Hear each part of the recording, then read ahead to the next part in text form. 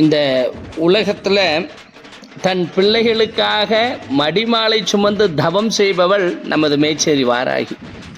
தன் பிள்ளைகள் எண்ணிலடங்காத கவலைகளும் கஷ்டங்களும் சுமைகளும் அனுபவிச்சிட்ருக்காங்க. இதிலிருந்து நாம் மீட்பதற்காக நான் முப்பெரும் தேவர்களிடையே நாம் தவம் செய்வதற்காக இந்த மடிமாலையை நான் சுமந்தேன்.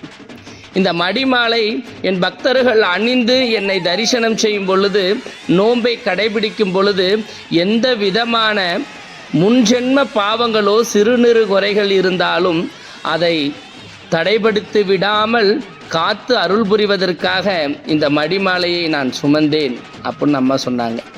இந்த தேவி மடிமாலை சுமந்து தீச்சட்டி ஏந்தி வெண்பட்டு தரிசனம் இவ்வுலகில் கண்டவன் கலியுகத்தில் முப்பெரும் மன்னனுடைய வாழ்வை அடைவான். வருகின்ற 4ஆம் தேதி 7ஆம் மாதம்